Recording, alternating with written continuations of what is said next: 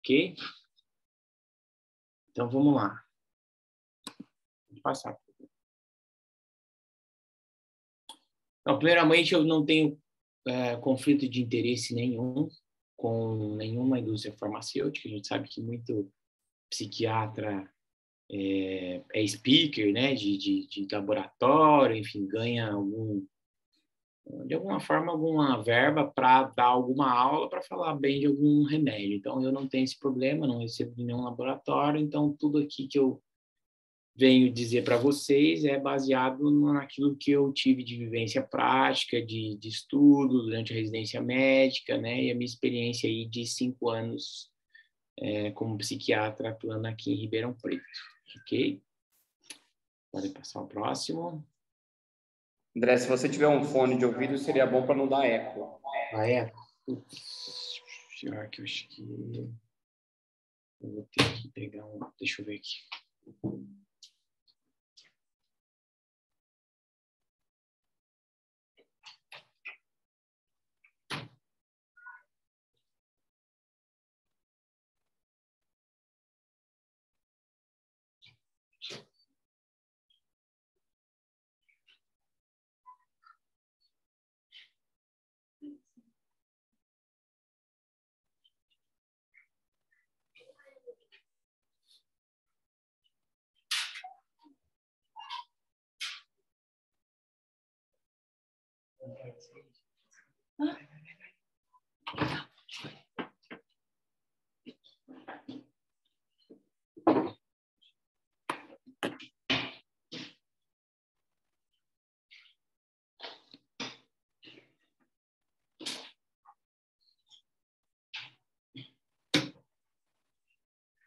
Pode passar o próximo slide, que esse roteiro foi adaptado.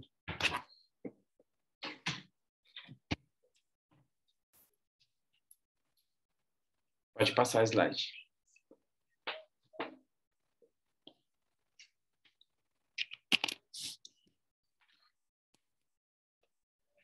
Melhorou? Estão me ouvindo assim agora? Melhorou o eco? Não estou ouvindo vocês. Estamos te ouvindo normal. Está melhor agora, né? Então, vamos lá. A gente tem que entender a psicofarmacologia moderna, né? Quando que foram os primeiros psicofármacos ali, né? Que apareceram, né? Então foi na década de 40. Inclusive, eles foram um principal motivo aí, né? Da reforma psiquiátrica, vamos dizer assim, tá? Então, antigamente, existia um modelo hospitalocêntrico, né? E a clorpromazina, o advento da clorpromazina, em 1952, o Ampliquitil, né? O laranjinha, foi o principal fator aí, né, do tipo, não, agora não tem necessidade mais de asilar, né, porque ele pode ficar de uma forma estável e ter uma vida em sociedade com a clorpromazina. Então, isso aconteceu de alguma forma com muitos pacientes da época, né, então foi, com certeza, o principal fator aí que contribuiu para reduzir o modelo que anteriormente era vigente à época, né? Isso no mundo inteiro, tá? O primeiro ansiolítico, né? A gente data de 54, depois tivemos em 57 o clordiazepox, que foi descontinuado, e depois seguido por uma gama aí de benzodiazepínicos, tá? Lembrando que o primeiro antidepressivo foi meio que empírico, né? Eles perceberam no tratamento da tuberculose, por exemplo, com iproniazida, né? Que era um imal, eles perceberam que os pacientes ficavam eufóricos, né? Que ficavam um pouco maniformes, né? Com sintomas maníacos, tá? Então, ele produzia euforia e humor. Então, eles, pelo efeito colateral, eles perceberam, quem sabe a gente não usar os imaus, né? Como antidepressivo, tá? E depois, em 1958, tivemos o advento da imipramina, né? E depois os tricíclicos. Um outro marco é a fluoxetina, na década de 80, né? Os duais ainda em 97. Então, para vocês terem uma ideia, a gente ainda usa medicamentos bastante antigos, né? A clorpromazina é o arroz e feijão aí de qualquer CAPS hoje em dia, né? Qualquer tratamento inicial, né, para esquizofrenia, por exemplo, uma das tentativas aí, o uso de dependência química, a gente usa também, né, e é um medicamento aí que tem 5 décadas aí, né, mais 6 décadas, 6, 7 décadas, né, tá? A gente, claro, tivemos outros medicamentos que eu vou falar mais para frente, mas esse aqui são, vamos dizer assim, os principais marcos aí no contexto histórico dos psicofármacos. Pode passar, por favor. Os princípios gerais, então, da psicofarmacologia. Isso é básico, né? Então, como eu falei, né, apareceu em 1950. Tem uma agência reguladora nos Estados Unidos, que é a FDA, que ela está para a Anvisa aqui no Brasil, né? Então, ela vai aprovar as intervenções primárias para transtornos mentais, ok? Então, a gente tem que saber que muitos outros medicamentos, eles são utilizados fora da indicação aprovada, tá? Então, tem todo um órgão regulatório aí, que tem uma burocracia para esse medicamento ser aprovado, embora a gente conhece e pacientes referem melhora, né, dos sintomas, dos familiares. Então, a gente tem esse uso off-label que a gente chama, tá? Então, essa é a primeira observação que a gente tem. Mas, né, eu pesquisei na internet, eu fui diagnosticado com tal problema, mas esse remédio não é para isso. Então, a gente tem que entender aqui que essa é a primeira observação a ser feita, ok? Pode passar ao próximo. Quais são, então, a gente tem que entender dessa maneira hoje, tá? A gente tem psicotrópicos, né, que são medicamentos que vão funcionar diretamente, né, para um determinado diagnóstico. Então, se a gente tem um diagnóstico, conforme uma indicação terapêutica, ela vai ser secundária a um diagnóstico. Então, primeiro, a gente tem que ter um diagnóstico formado e secundário a esse diagnóstico, a gente vai ter uma indicação de psicotrópico, tá? Se for o caso, ok? Psicoativos. Então, psicoativos são substâncias que agem, né, no sistema nervoso central. Então, um psicoativo, por exemplo, é o café, tá? Então, um café, ele não é um medicamento psiquiátrico para depressão, para esquizofrenia, mas ele é um psicoativo, tá? Então, qualquer substância, né, que tem uma ação central, ela é um psicoativo, tá? E psicoterapêuticos, né? Que, na verdade, podem ser medicamentos usados em tratamento hipnótico, por exemplo, tá? Há uma semana, uma paciente fez uma intoxicação exógena e ali, naquele momento, ela me falou muito conteúdo, né? De coisas do passado dela, com a família dela. E uma semana depois, ontem eu fui reavaliar de novo, ela não lembra daquilo. Então, ela me trouxe bastante conteúdo, de alguma forma, aquela intoxicação que ela fez, né, sobre efeito de vários medicamentos. Ela ficou no estado de delirium, que ela não lembra que falou comigo, o que ela falou, mas, de alguma forma, eu usei aquele conteúdo do uso da medicação que ela fez por intoxicação, depois como algo psicoterapêutico, né? Eu abordei o que ela tinha me falado. Então, esse é um outro tipo, né, de como o psicofármaco ele pode agir, tá? É claro que nesse exemplo era de uma intoxicação, mas a gente tem alguns profissionais que fazem a psicoterapia assistida por medicamentos, principalmente benzodiazepínicos e hipnóticos, né? Isso é raro, é delicado, não é uma estratégia tão comum, mas a gente tem que saber que isso é uma possibilidade, ok? Então, como que era dividido antes, né? Hoje, então, eu falei que é dividido dessa forma, né? Entre psicotrópico, psicoativo e psicoterapêutico. Anteriormente, então, a gente dividia de uma forma menos inteligente, vamos dizer assim, né? Mais arcaica, né? Então, a gente tinha os antipsicóticos, os antidepressivos, os antimaníacos e os anti-ansiedades ou ansiolíticos. Hoje a gente vê que esses efeitos, eles transitam, tá? Então, eu vou ter antipsicótico que eu vou usar para quadros de depressão, né? Eu tenho quadros de estabilizador de humor que eu vou usar para uma depressão também, às vezes resistente, né? Então, a gente tem que... Um ansiolítico eu posso usar num paciente esquizofrênico ou bipolar. Então, essa classificação aí não tem muito sentido, tá? Então, a gente para ser mais objetivo, a gente resolveu separar dessa forma. Pode passar o próximo, por favor.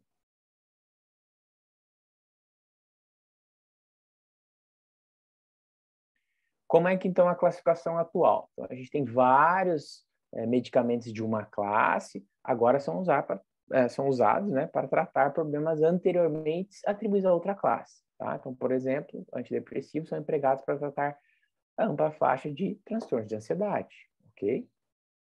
Então, às vezes eu estou buscando tratar um transtorno de ansiedade generalizada, o indivíduo vai lá e fala assim, esse aqui é antidepressivo. Não, eu não tenho depressão, eu tenho ansiedade. Então, a gente precisa, esse é o primeiro princípio, tá? Não é porque é um antidepressivo que eu vou usar só para depressão, ok? E a mesma coisa com um antipsicótico. Então, agentes para tratar a esquizofrenia são também utilizados para tratar TAB e parecem ter alguma atividade antidepressiva. Então, eu vou contar para vocês um caso recente de uma senhora com poder aquisitivo muito elevado, que chegou no meu consultório. Aliás, ela tinha ido há 1 ano e meio atrás, ela já tinha ido em alguns psiquiatras, já tinha tomado uma série de medicamentos antidepressivos. Ela foi uma vez, eu troquei o remédio dela, uma única vez, bom, ela não voltou mais, eu pensei assim, não vai voltar mais essa paciente. Passado um tempo, 1 ano e meio, ela foi no psiquiatra do HC, né? Não vou falar o nome aqui, mas um cara bem renomado aí no nosso meio científico, né? Um doutor de bastante importância. E ele deu um antidepressivo para ela não disse que não gostou dele, que ele é muito sério, que eu era mais novo, enfim, que na ideia dela eu estava mais atualizado, enfim.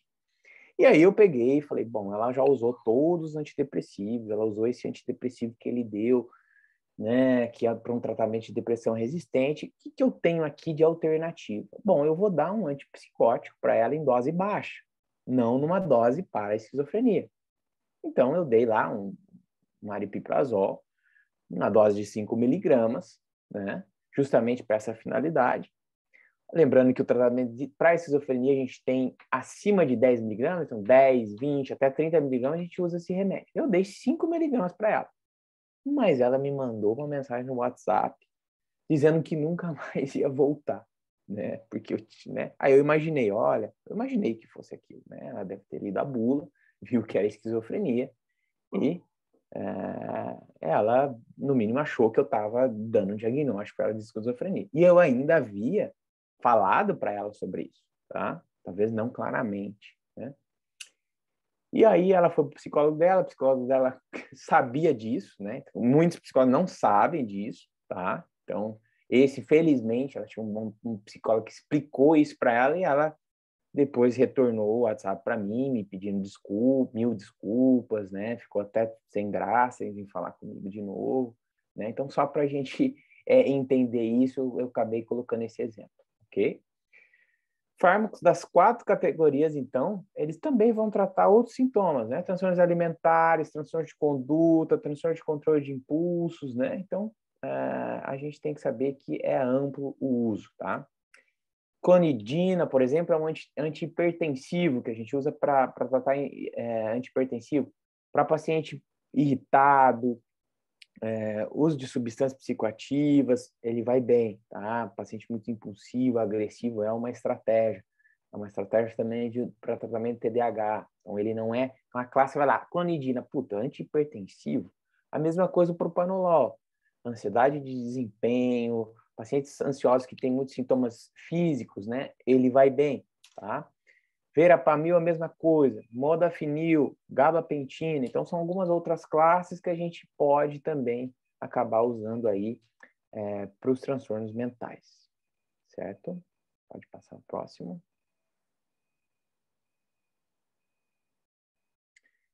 A gente tem que lembrar também, pessoal, que o CID tem mais de 400 diagnósticos psiquiátricos DSM-5, tá?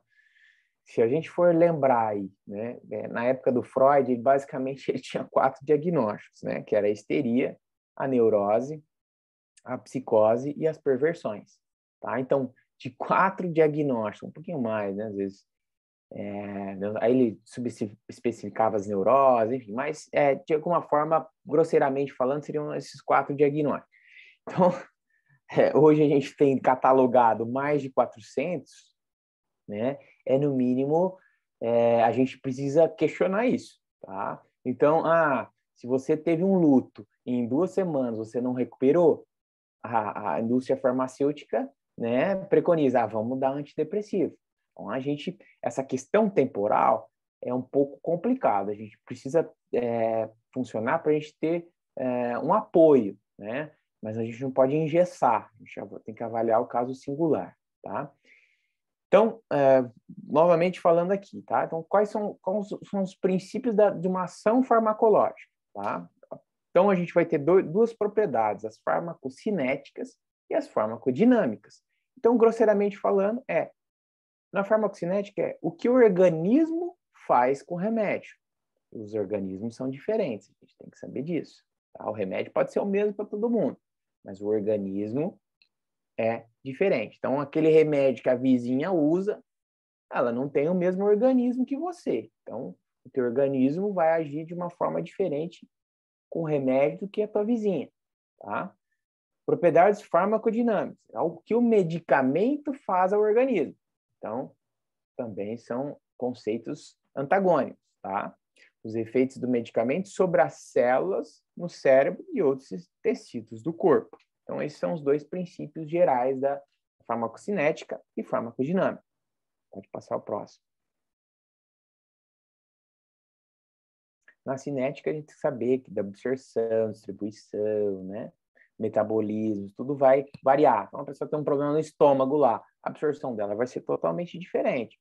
O metabolismo, aquela pessoa que come e não engorda, o metabolismo dela é diferente de uma outra pessoa. Então, obviamente, o remédio vai fazer um outro tipo de efeito, né, em determinadas pessoas diferentes, ok? Como é que a gente, então, vai selecionar esses medicamentos? Então, não há medicamento psicotrópico que seja eficaz em todos os pacientes com o mesmo diagnóstico. Por isso que a gente não tem um protocolo, né? Qual que é o primeiro remédio que você tem que tomar quando uma pessoa está deprimida? Depende. Como é que é o tipo de depressão dela? A mesma coisa, pessoa esquizofrênica, psicótica. Existe um remédio que eu preciso começar para todos? Não, né? Parece fácil, poderia ser mais fácil, mas não é. Não tem um que se destaca mais para um determinado tipo de diagnóstico. A regra geral é essa, tá?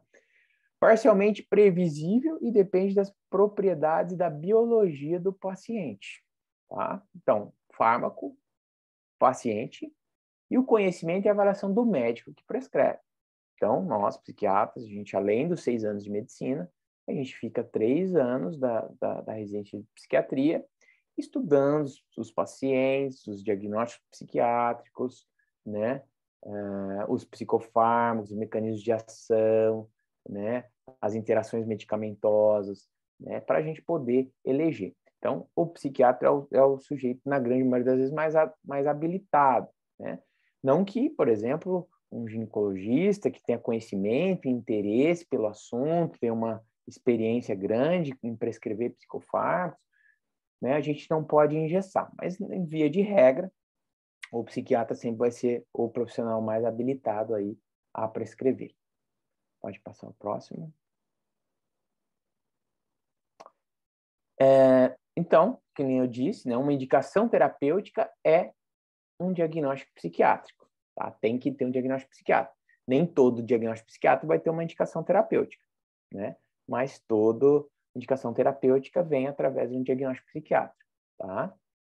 Medicamentos são aprovados com base em ensaios clínicos em larga escala. Isso é extremamente importante. A gente tem uma burocracia bem grande até a gente bater o martelo que aquele remédio ele é eficaz para aquela situação. Tá? Segurança, obviamente, tem primeiros estudos com animais, né? Todo um comitê de ética, então é bem burocrático até um medicamento ser aprovado e ele aparecer no mercado, ok? Então, até porque no Brasil a Anvisa ela tem que pode ser um medicamento aprovado nos Estados Unidos e aqui no Brasil não, então são instituições diferentes, tá? Melhora clínica decorrente do uso e não de um placebo. Então, precisa ter um estudo com placebo. E as indicações terapêuticas oficiais e não oficiais. E aqui eu vou chamar a atenção para uma em específico. Tá? Pode passar o próximo, por gentileza. Esse aqui está saindo do forno, tá? É um artigo da Revista Brasileira de Psiquiatria, através da Associação Brasileira de Psiquiatria, de agora, ó, olha lá, foi submetido no mês passado, dia 17, não faz nem 20 dias aí, ó, né? 17/7 foi aceito em 19/7. A posição da Associação Brasileira de Psiquiatria em relação ao uso de cannabis, né, e o tratamento psiquiátrico. Pode passar o próximo. O Antônio Geraldo é o presidente da APP. Então, qualquer substância derivada da cannabis, evidências científicas atuais não são suficientes para apoiar o uso para tratamento de doenças mentais. Então, isso é um geral. Vários estudos, isso é o mais importante ainda, vários estudos associaram o uso ao desenvolvimento e agravamento de doenças mentais como esquizofrenia, depressão e ideação suicida. Ah, André, mas eu tive um parente que usou e melhorou a dor crônica, eu tive um autista que melhorou o quadro de agressividade. Tudo bem, eu não estou questionando isso. Se você está falando que ele melhorou, quem sou eu para dizer que ele não melhorou? Eu estou dizendo aqui o que a ciência fala. Não tem nenhum estudo, que nem eu estou dizendo para vocês. Tem uma burocracia grande para ser aprovado, você precisa ter uma metodologia do estudo muito bem feito, muito bem delineado, tem que ter o estudo de placebo, é um processo bastante demorado. Tá? Então, e não tem. Tá? Pelo contrário, tem alguns outros estudos que mostram o contrário. Tá? Então, isso que é a primeira observação. Eu peguei o exemplo da cannabis, né? O canabidiol, enfim. O que a gente tem de canabidiol consolidado? Não é na psiquiatria, é na neurologia. São pacientes com histórico de epilepsia refratária. Para isso, sim. Para isso, tem estudo e evidência científica provada. Para o restante, é só perfumaria, só relato, é só... Tudo bem, né? Se o paciente chega para mim falando, eu vou manter o tratamento dele. Sou eu que vou falar, vou tirar o remédio, não está fazendo bem para você, né? É só para a gente entender as indicações oficiais e as não oficiais, ok? Assim como eu também já prescrevi para alguns casos aí, tá? A gente tem que lembrar que a indústria farmacêutica se eu não me engano, hoje é a quarta indústria que mais fatura no mundo, tá? Tem a indústria bélica, tem a indústria de eletrônicos, financeiro, né? E a indústria farmacêutica, então, ela tem todo um viés aí comercial, tá? Que eu cuido para não ser vendido. Pode passar o próximo. Você imagina você ganhar um congresso na Tailândia. Está tendo um congresso internacional na Tailândia. Então, olha, se você prescrever tanto fármaco, você ganha uma viagem para tua... É mais ou menos assim, tá? Não descrachado dessa forma, mas vocês precisam saber que existe, tá? E para eu falar isso é porque eu não me vendo especificamente, mas se eu vou num jantar, fui num jantar no Túlio Santini, fui no Muscade, né? Patrocinado. No meu inconsciente, eu já vou lembrar daquele remédio que foi falado, porque né, tem uma aulinha lá, eles chamam algum convidado para falar sobre o remédio. E a memória, né, eles sabem que a memória afetiva de você ter um evento ali, falar sobre... Né, quando você estiver diante de um paciente, você pode ser...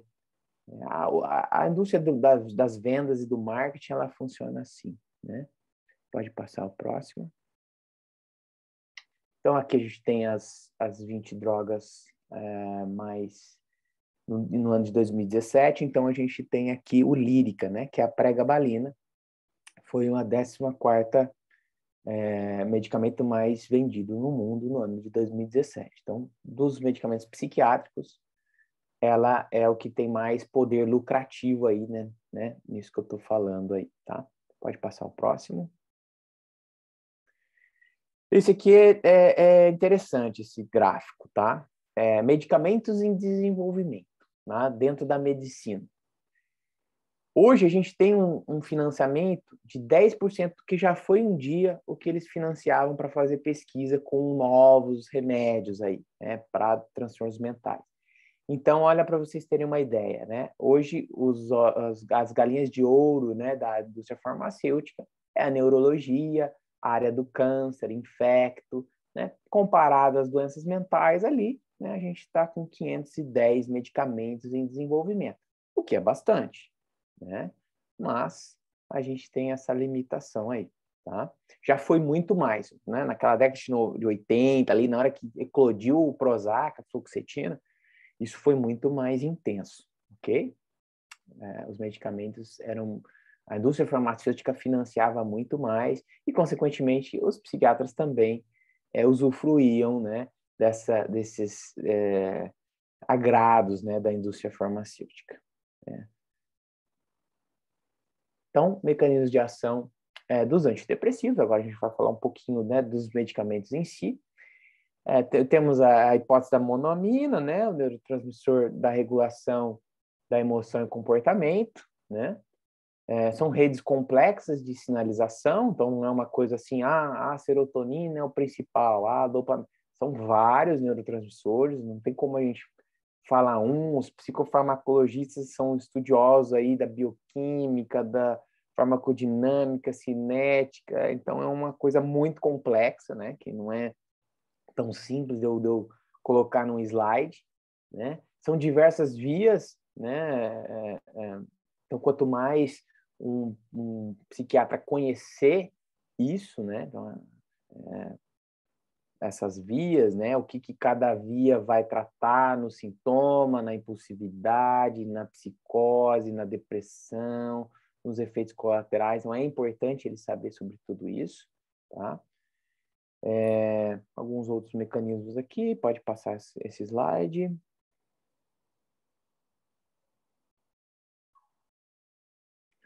A serotonina, né, não posso deixar de falar dela, molécula do bem-estar com seu efeito seletivo.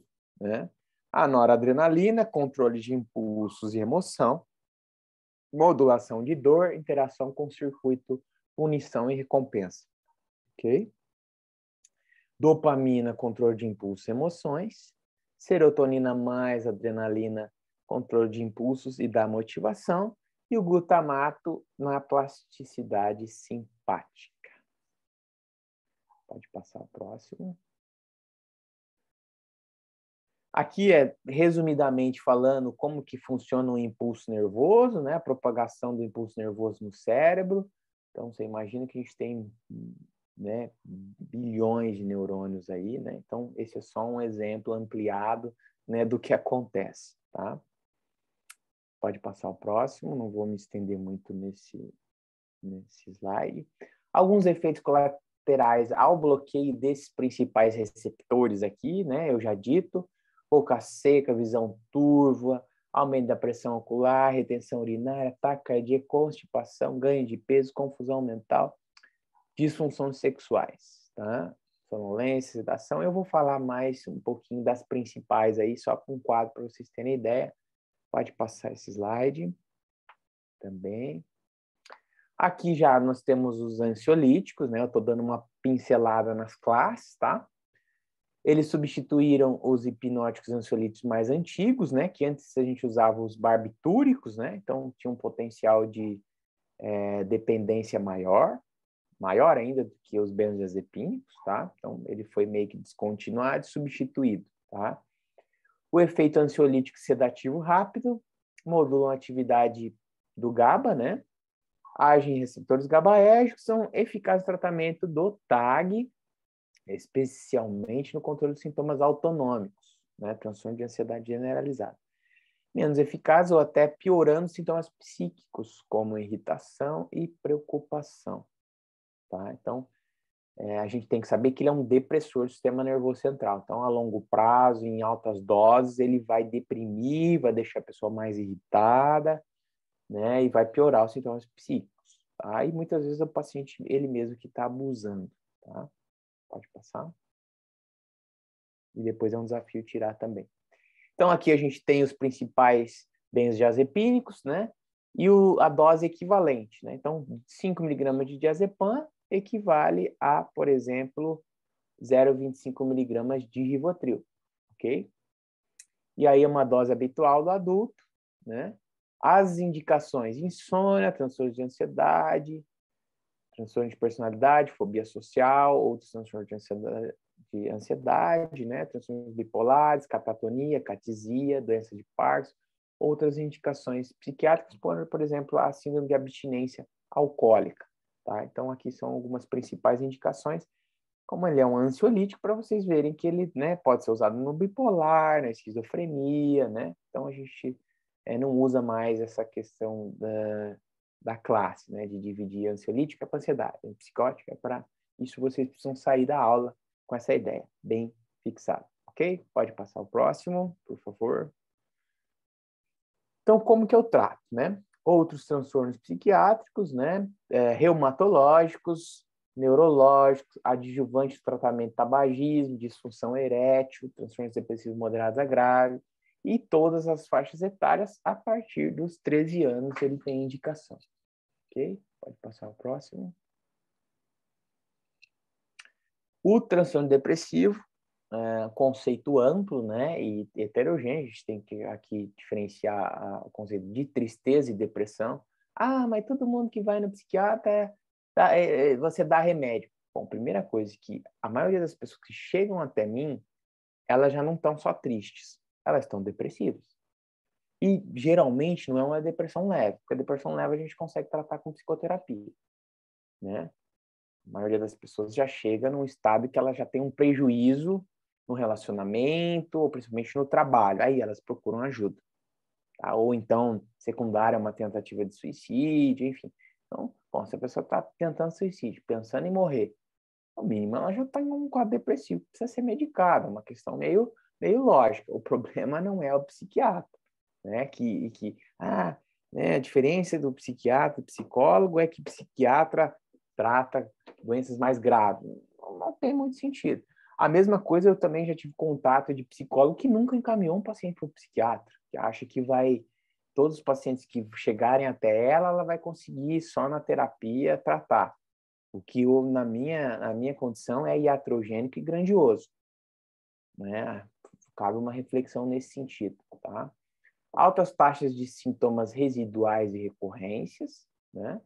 Então, a gente tem que saber que depressão não tem cura, ela tem controle, e a tendência é ela cronificar. É que nem asma. Às vezes a pessoa tem uma asma, um ataque de asma com 15 anos na adolescente. Ela pode ter um outro ataque com 30, 35 anos, né? A depressão é a mesma coisa. É complicado a gente falar, né? A depressão e os transtornos mentais de uma forma geral, tá? Principal caso de afastamento do trabalho até 2020, né? Isso já foi, tá? Ultrapassou as doenças cardiovasculares. Pode passar o próximo, por favor. Interação gene-ambiente, estressores psicossociais. Então, a gente saiu um artigo recente também falando da hipótese da serotonina, né? Refutando aquela ideia da serotonina, da teoria das monaminas, que foi muito consolidada ali na época da década de 80, 90, quando surgiram, você tem um problema na serotonina, então toma aqui serotonina que você vai tratar o teu problema, resolver o teu problema.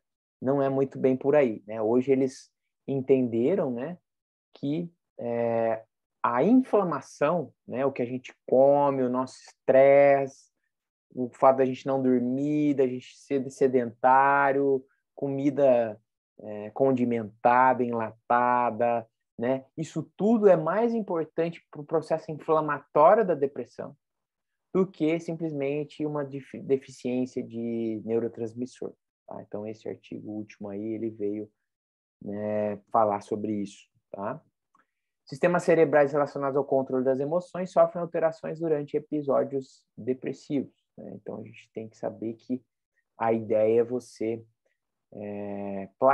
ter uma certa plasticidade aí, né, para alterar as estruturas cerebrais mesmo. Né? O objetivo é mudar para melhor, né?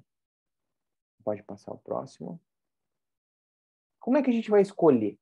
Né? Como é que a gente escolhe um medicamento? Então, o princípio básico é esse, tá? Então, aquela nova ideia, não tem um remédio que é para todo mundo que tem aquele diagnóstico, tá? Então, o quadro de sintomas apresentados, às vezes tem uma depressão que a pessoa dorme mais, tem uma depressão que a pessoa não dorme, tem uma depressão que a pessoa ganha peso, tem uma depressão que ela perde peso, tá? Tem uma esquizofrenia que ela tem sintoma mais negativo, tem sintomas mais positivos, tem esquizofrenia que está associada ao uso de drogas. Então, tudo isso a gente tem que levar em consideração, tá?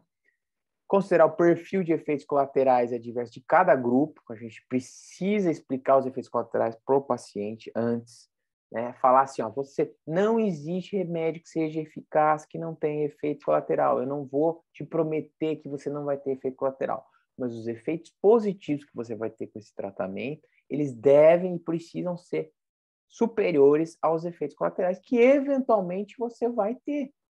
Isso é o básico, isso é o principal da gente colocar quando a gente vai discutir. Eu jamais imponho um remédio. Eu preciso conversar o que ele tem de expectativa com o remédio, eu preciso explicar os efeitos que ele vai. Às vezes o paciente é mais curioso como que vai agir, eu tento explicar de uma forma mais clara. Não para... eu não estou explicando mecanismos de ação para um colega meu, né? Um médico ou um aluno meu. Estou explicando para alguém que precisa entender. Às vezes é um analfabeto funcional. O Brasil tem 70% de analfabeto funcional. Eu preciso explicar de uma forma clara, né? Eu preciso saber que idade que ele tem. O custo financeiro, será que ele vai conseguir manter esse tratamento? A mesma coisa que quando a gente tem... Eu costumo, para não ter viés, eu costumo sempre no meu consultório particular prescrever uma referência. Então, a fluoxetina foi lançada em 80 com o Prozac. Depois quebrou a patente e veio uma série de outras fluoxetinas. Eu tenho uma tendência a prescrever, igual o Danone no supermercado. Você tem o Danone da marca Danone e você tem os outros iogurtes que não são da marca Danone. O remédio é a mesma coisa. Então, clozapina para esquizofrenia, por exemplo, eu tenho o Leponex. O Leponex é o remédio que é original, que originou, né, o primeiro a ser descoberto, tá? E por aí vai com todos os psicofármacos. Eu tenho uma tendência a prescrever, então eu não sou vendido para a indústria farmacêutica, porque a indústria farmacêutica quer promover, quando o remédio quebra a patente, ele quer vender, né? Então, no meu consultório, eu sempre... mas aí chega um paciente e fala, não, doutor, tá muito caro esse remédio. Bom, putz, o que eu vou fazer? Vamos pegar o exemplo do Prozac, por exemplo. Eu tenho o Prozac, eu tenho um remédio que ele é, vamos dizer assim, intermediário. Ele é nem um genérico que tem na rede, mas ele é um remédio ali que tem um laboratório um pouco confiável, ele tem um custo entre o genérico e o Prozac. Eu vou chegar para o paciente e falar assim, o que você acha da gente tentar esse aqui? Já que você está usando o Prozac, você respondeu bem, você melhorou. Bom, você já percebeu que ele é bom para você. Vamos tentar ver se esse aqui também pode ser bom para você? E muitas vezes a gente vê que nessa troca o paciente percebe uma piora do quadro. Tá? Por isso que eu tenho uma tendência a não ser vendido para essas indústrias, né, novas, né, esses medicamentos que eles querem promover, e também ter mais garantia de resultado. Mas isso tudo, o custo, não, eu não tenho condição de comprar. Então vai, se não tem tu, vai tu mesmo. Se não tem, não posso comprar nada, não tenho dinheiro nenhum. Eu atendo o SUS e acontece muito isso. Eu tenho que usar os remédios que tem à minha disposição, tá? A gente não pode negligenciar gestação, lactação, doenças cardíacas, né, comorbidades clínicas. Isso tudo a gente tem que considerar, né, na eleição de um remédio, ok? Realizou o tratamento anterior e a resposta obtida. Então, se o médico ele não te perguntar se você tem problemas clínicos, porque quer dizer que ele está te avaliando mal, tá? Ele precisa saber do teu histórico médico, tá? Ele é médico, tá? Então, por isso que ele só que tem o poder e a capacidade de fazer a prescrição, tá? Se ele tem um psicofármaco lá, que ele sabe que tem um problema hepático, ele estudou na faculdade, né, frequentou aula de anatomia, ele teve um módulo de doenças hepáticas, então ele sabe, né, ou deveria saber que ele pode ser evitado ou pode ser indicado aquele medicamento para aquele determinado paciente, tá? Isso é que a resistência ao tratamento psicofarmacológico é o maior desafio, né? Que nem eu estou falando, mas o psiquiatra só prescreve. Não, a própria paciente já vem com o preconceito com o psiquiatra, mas a gente sabe que isso faz parte da resistência dela, ok? Então, o vínculo aqui vai ser você, às vezes, dar um retorno mais breve para o paciente, se ele tiver algum efeito ele te comunica, mas você explicar que ele vai precisar de um tempo para tolerar, para, né? Isso, na grande maioria das vezes, se for usado um tempo da consulta para isso, eu não costumo ter muito problema, tá? Pode passar. Aqui, os tratamentos antidepressivos de primeira linha, tá? Eu não vou me estender muito aqui também, mas só para vocês terem conhecimento. Pode passar.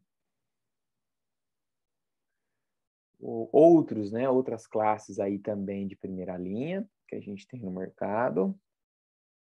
Pode passar também. E aqui de segunda linha, os tricíclicos. Ah, doutor André, mas os tricíclicos, por que eles são segunda linha? Eles são piores que os inibidores seletivos da recaptação de serotonina? Não. Inclusive, alguns estudos mostram que eles são superiores àqueles. Mas o perfil de efeitos colaterais dele é maior. É uma medicação mais antiga, menos seletiva, né? Então, os efeitos colaterais são maiores, tá? E por isso que ele é segunda linha. Mas tem pacientes que toleram bem, não apresentam efeitos colaterais, respondem bem, e aí você pode até ir aumentando a dose, tá? Efeitos mais comuns aí são boca seca, constipação, aumento de peso, né? Disfunção sexual, esses são alguns efeitos mais comuns, tá? Que eles também podem dar nos inibidores, mas em menor intensidade. Ok? Pode passar o próximo. E os de terceira linha, praticamente a gente não usa, por os efeitos colaterais serem maiores ainda, né? São os imaus aí, então a gente usa só em casos. Eu praticamente usei muito pouco, 1 ou 2 vezes na vida, ok? Pode passar o próximo. Então, continuando aí, né? A resposta, tá? Quando a gente considera que o paciente respondeu a um ensaio, começa um antidepressivo para ele, sei lá, ele volta daqui 6 semanas, ele precisa alcançar uma melhora de 50% ou mais da redução dos sintomas, ok? Então, isso a gente fala que o remédio, a resposta foi eficaz, pelo menos 50%, tá? A gente tem o conceito de remissão parcial e remissão completa dos sintomas. A gente sempre busca a remissão completa, tá? Remissão não costuma ser alcançada no primeiro tratamento antidepressivo. Então, esse é o primeiro princípio. Pode passar para o próximo. Esse é um dado interessante que vai mostrar que como o paciente ele vai responder, se ele vai ter remissão, se ele vai ter recaída, se ele vai ter recorrência, no período das semanas aí, tá? Então, esse é um gráfico que costuma nos orientar aí se o paciente responde, se ele tem que trocar o remédio. Pode passar o próximo. Esse é o principal estudo antidepressivo que mostra a eficácia. Okay? Ele teve um custo alto de 35 milhões de dólares nos Estados Unidos, começou em novembro de 2006 e está rolando ainda. Tá? Ele avaliou aí 2.876 pacientes entre 18 e 75 anos, em 41 locais clínicos, tá? Ambulatório e atenção primária. Okay? O grosso, né, desse estudo durou aí 6 anos, tá? E eu vou explicar um pouquinho dele, né? Adiante, pode seguir aqui. Vamos chamar STAR-D, ok? Então, são 4 níveis, né, de estratégia, tá? O nível 1. Então, o nível 1, o que eles faziam? Eles davam um inibidor seletivo. Aqui eles escolheram o citalopram, tá? Por ele ser mais bem tolerado em idosos, ter uma administração fácil. E o que eles identificaram? 10 a 15% responderam, mas não remitiram, tá? Então, teve alguma resposta, né? Então, 1/3 apenas, 33% do total respondeu. Tá? Então, você teve aí ainda 66% que não respondeu, não diminuiu 50% dos sintomas. Então, o que eles fazem? Desses 66%, eles passaram para o nível 2, que aí então foi trocado, tirou o citalopram e tentaram troca por sertralina ou uma troca por bupropiona ou buspirona ou uma troca por venlafaxina. Então, trocava por esses remédios outros aí, tá? E aí, depois disso, então, teve menor ainda. Então, daqueles 66% que não responderam, 1/4 apenas remitiu, tá? Então, vocês já perceberam que ainda ficou um pessoal resistente. No nível 3, então, o que foi a estratégia? Trocar por mirtazapina, ou por nortriptilina, ou adicionaram carbonato de lítio, ou então adicionaram o T3. E aí a remissão ainda foi menor ainda, tá? Foi apenas 18%. Então, cada nível que vai, você... E aí ele resumiu que depois de 4 níveis, né, a outra fase seria você dar um imal, né, ou um mirta com venlafaxina. Apenas, então, 67%. Putz, André, mas e aí? Mais de 33%, então, não respondeu depois de 4 trocas, tá? O que já mostra que é um desafio clínico, tá? Então, eu preciso dizer para vocês que não é tão simples assim você pegar e tratar. Muitas vezes o paciente fala, eu tomei um remédio e não resolveu. Eu tomei 2, eu tomo. Esse gráfico aqui, essa aula, mostra. Então, eu preciso mostrar para vocês que tem pacientes que remitem. Tem bastante paciente que remite, né? Que 67% é a maioria, né? Mas vai ter uma grande maioria aí que vai remitir e, além disso, vai ser difícil remitir. Tá? Não é tão simples assim. Acho que eu estou usando esse estudo do caso da depressão, mas ele vale também para outros transtornos psiquiátricos, ok? Pode passar o próximo, por favor. Tá bem claro aqui para vocês. Depois, no final, né, eu vou abrir para dúvidas aí. Então, aqui é isso. É basicamente isso que eu expliquei.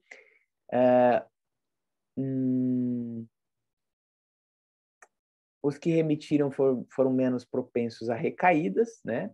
Melhora do humor deprimido, ideação suicida e retardo psicomotor, né? Foram observados isso.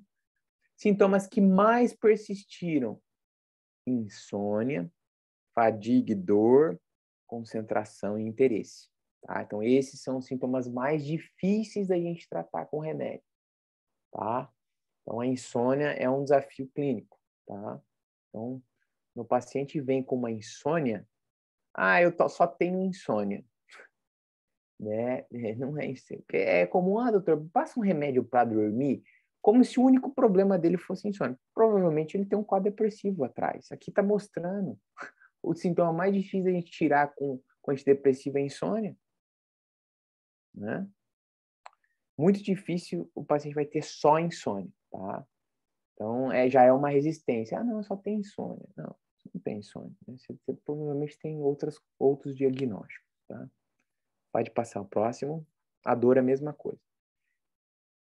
Existem limiares de dores, né? Por que determinadas pessoas sentem dores e outras não, né? Então, a gente tem uma comorbidade, uma correspondência grande aí com quadro de dor crônica e quadros depressivos crônicos também, tá? Que também é um desafio clínico. Então, novamente, a inflamação e resistência ao tratamento, pacientes com marcadores inflamatórios elevados respondem mal aos antidepressivos. Então, o obeso, né, o paciente que é inflamado, sedentário, come mal, não come vegetais, não tem uma alimentação balanceada, os antidepressivos também vão fazer menos efeitos nesses indivíduos. Então, esse é um aspecto importante. O cara come lá pizza, hot dog, tem uma alimentação pobre em nutrientes, macro e micronutrientes, ele vai tomar antidepressivo e ele vai responder pior àqueles que têm um hábito de vida mais saudável, tá? Então, às vezes, isso também é um ponto a gente chamar a atenção para os nossos pacientes. Ó, o doutor falou que se você se alimentar mal, o antidepressivo, o remédio não vai fazer efeito, ou vai fazer menos efeito, tá? Então, é um princípio aí, tá? Preditores clínicos da resistência ao tratamento associam-se à inflamação. Pode passar o próximo.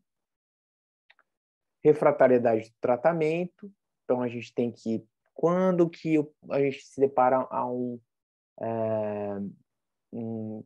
diagnóstico refratário? que a gente tem que fazer? Primeira coisa, a gente tem que ver se não tem alguma doença médica, né? Então, às vezes o psiquiatra está comendo bola, né?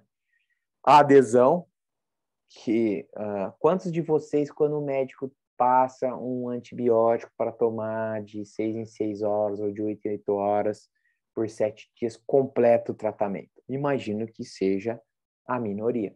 Tá? Imagina alguém ter que tomar remédio 2 a 3 vezes ao dia, por anos, né? A gente está falando de transtornos psiquiátricos crônicos. Então, a adesão aqui ela é fundamental para a eficácia, né, e as recorrências não serem tão profundas, né? Dificuldades sociais crônicas e eventos de dia persistentes, episódio grave com sintomas psicóticos, né, o juízo crítico prejudicado, distimia e transtorno de personalidade grave também respondem pior ao tratamento medicamentoso. Pode passar o próximo. Aqui algumas estratégias de potencialização. A gente já tem o carbonato de lítio, a adição de T3, o uso de antipsicóticos atípicos, né? Como eu expliquei aqui, né? Então, às vezes, a gente pode usar antipsicótico para tratamento de depressão resistente, né? No caso dessa paciente aqui, foi o aripiprazol que eu tentei, né?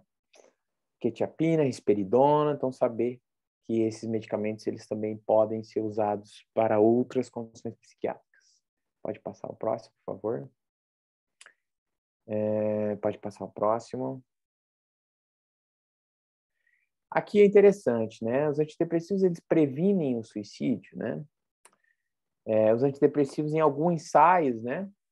Com ideação suicida são excluídos, né? Você não pode, o paciente está com ideação suicida, você vai ficar tentando antidepressivo. Então, esse é um ponto que não tem muito como a gente saber, né? Se realmente os antidepressivos eles previnem o suicídio. A gente acredita que sim, né? O único fármaco que tem isso muito bem apresentado é o carbonato de lítio. Tá? Então, o risco de suicídio na literatura que está mais consolidado é o lítio. Tá? Pode passar. Então, ele vai diminuir em 10 vezes, né? Esse aqui também é uma das principais perguntas, né? Os antidepressivos engordam, né? Os psicofármacos, de uma maneira geral, engordam? Engordam, né? Então, vamos passar para o próximo que eu vou explicar melhor para vocês, tá? Como é que é isso. Acho que mudou. Depois eu vou voltar na questão do peso em si. Os efeitos adversos mais comuns, né? Então, disparado é a disfunção sexual. Efeito adverso mais comum associado ao uso de inibidor seletivo, tá? Aqui eu estou falando de inibidor seletivo, mas os antipsicóticos, né? Eles têm uma disfunção sexual geralmente mais intensa, mais expressiva do que os inibidores seletivos. Então, como que é essa disfunção sexual? Reduz libido, pode ter um distúrbio da ejaculação, um retardo, alguma coisa nesse sentido. Ou até mesmo na mulher, ela inibe o orgasmo, tá? Inibição do orgasmo, da ejaculação, e pode ter até uma disfunção erétil. Uma estratégia aí seria a gente trocar a bupropiona, mirtazapina, ou até mesmo iniciar um azulzinho aí, tá? Então, nem tudo está perdido, tá? Pode passar o próximo. O ganho de peso, tá? Acho que acabei invertendo o slide. Era do ratinho, era para ser esse slide depois. Então, a maioria pode causar. A maioria dos psicotrópicos pode causar. Então, essa é uma ideia. Pode causar? Pode. Então, o pessoal tá falando que tá ruim aí. Alguém pode me sinalizar se tá tudo ok? O áudio. Tudo normal. Alguém está me escutando 100%? Tá, então deve ser a internet do pessoal aí. Vamos continuar aqui. Então, como que a gente vai, então, ganhar peso? Então, esse é um outro quesito que a gente tem que questionar. O paciente pode estar retendo líquido, né? Se ele retém líquido, ele vai ficar mais inchado, vai reter líquido, vai aumentar o peso. Tá? Pode estimular o apetite, né? Ou ele pode alterar o metabolismo. Ou seja, você vai queimar menos a gordura que você está comendo. tá? Então, são vários mecanismos aí que pode, inclusive, ter mais de um no mesmo paciente, tá? Quais são os principais aí, né? Psicofármacos? Olanzapina, clozapina e mirtazapina. Tanto que olanzapina e clozapina você precisa fazer aqueles exames, hemograma, né? Função lipidograma, né? Que é o colesterol total, LDL, triglicerídeos, glicemia de jejum, né? Então a gente precisa ter esse controle aí de 3 a 6 meses. Quem faz uso dessas medicações de alto custo precisa ser monitorado por conta disso, né? Por esse poder aí metabólico, tá? Dos inibidores seletivos, existe um aumento mais gradual, né? Que, então, conforme se aumenta, né, a dose dele, ele pode ser resistente à perda de peso mediante dieta e exercício físico. Então, eu posso ir aumentando meu inibidor seletivo, mesmo com eu tendo uma dieta e exercício, pode comprometer aí o meu ganho de peso, tá? Estratégias, topiramato, psicoestimulante, mas aí, né, o paciente pode ficar dependente do psicoestimulante, orlistat, naltrexona. Então, existem algumas estratégias aí que a gente pode acabar usando para um ou outro paciente, mas isso aí também não é uma regra, tá? Nós já, não, eu tô tomando, então agora o doutor André colocou ali, vou tomar todos aqueles ali, não é por aí, tá? Por exemplo, um esquizofrênico tomar um estimulante, ele pode piorar a psicose, né? Um paciente que está deprimido, muito deprimido, tomar naltrexona, ele pode piorar a depressão, então não é muito... Um paciente que, por exemplo, tem hemorroida, vai tomar orlistat, ele pode piorar o quadro da hemorroida, né? Então, a gente tem que adequar aí a estratégia para cada tipo de paciente, tá? Mas tem saída, tem solução, né? A gente consegue aí...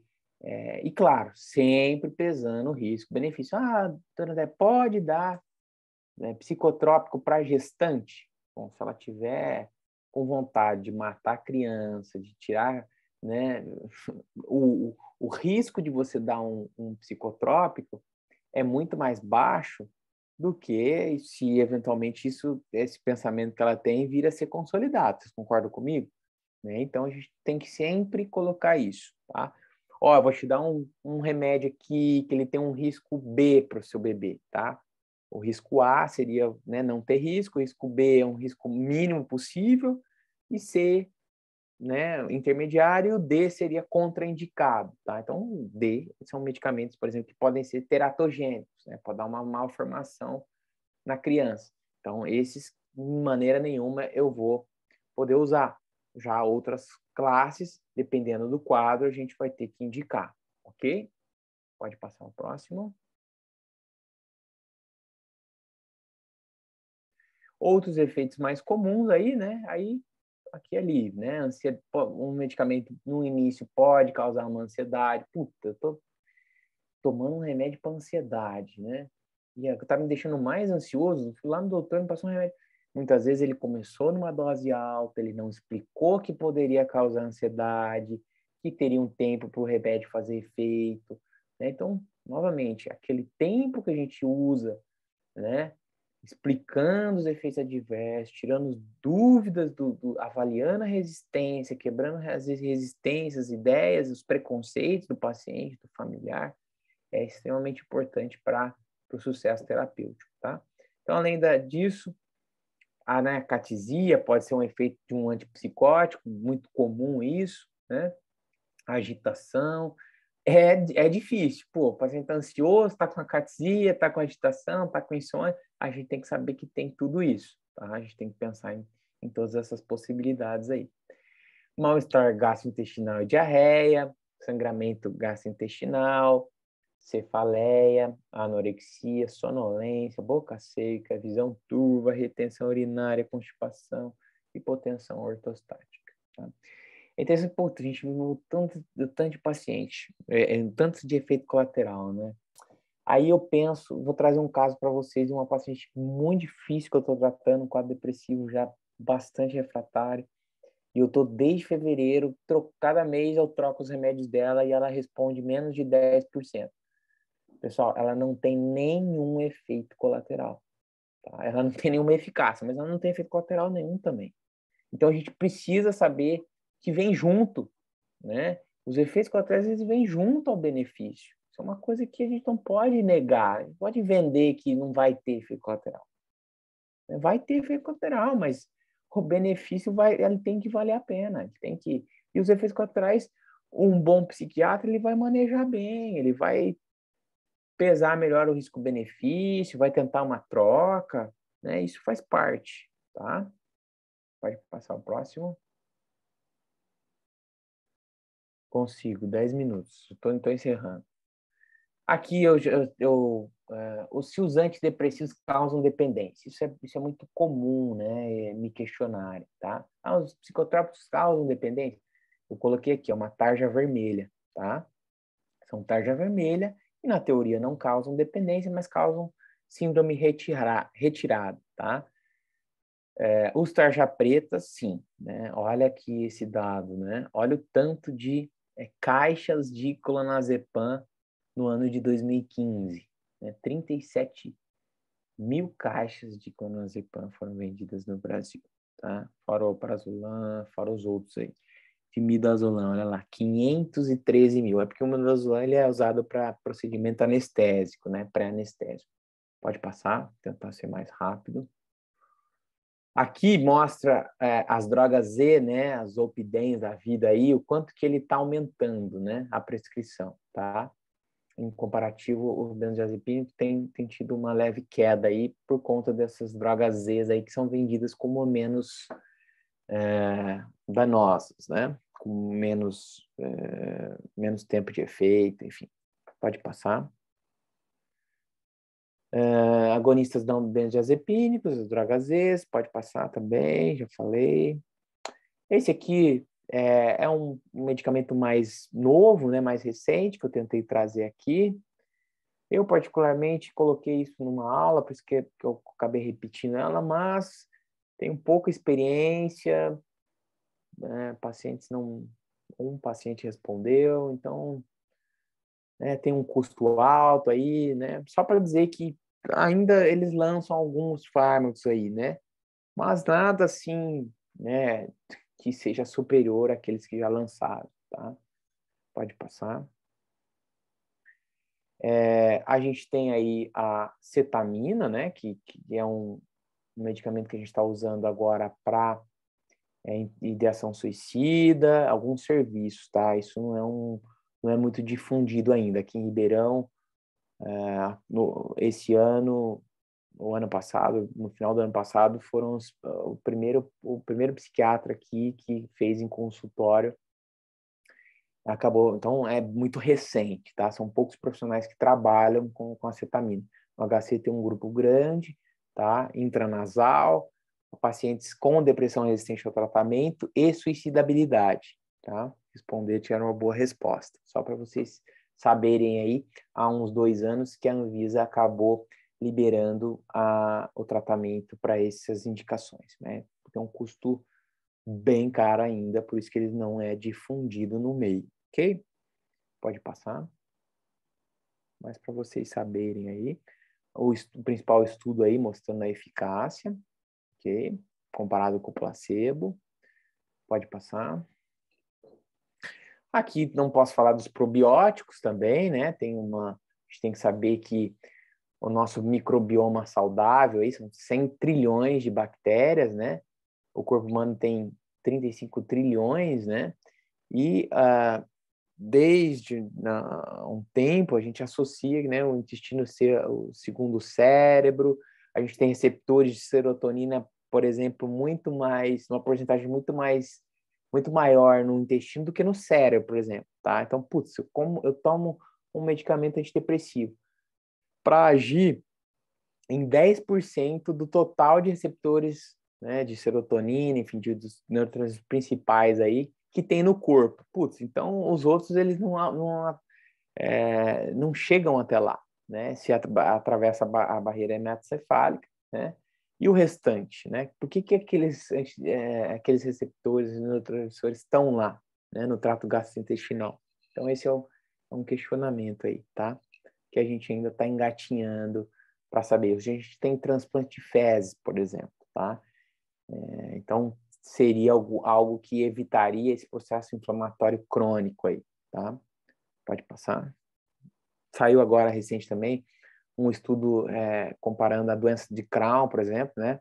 Doença de Crohn com transtornos psiquiátricos, tá? Então, isso também é algo promissor aí, tá? Então, conclusão, embora o benefício de medicamentos versus o placebo seja significante em pacientes com depressão grave, eles podem ser mínimos ou inexistentes em pacientes com sintomas leves ou moderados. Em razão de que os profissionais de saúde, além de não compreenderem que a queixa física, a qual usualmente é a razão para a consulta, não estão atentos à sua componente depressiva, tá? Depressão não tratada é causa de muitos desnecessários sofrimentos, aqui vale também para outras condições psiquiátricas, tá? E efetivos tratamentos têm se mostrado eficazes em diminuir as inabilidades, prolongar a sobrevida e aumentar a qualidade de vida. Antidepressivos, né, e a maioria dos antipsicóticos, estabilizadores, não causam dependência, uma vez que se faz necessário, né? Uma coisa é você precisar do remédio, você tem indicação para o remédio, né? Você ter recorrências de quadros psiquiátricos ao longo da vida, né? Quando tem 2, 3, 4, a gente já tem que chegar e falar, você vai usar remédio para o resto da vida. Ué, um diabético não precisa de insulina? Um hipertenso não precisa do remédio?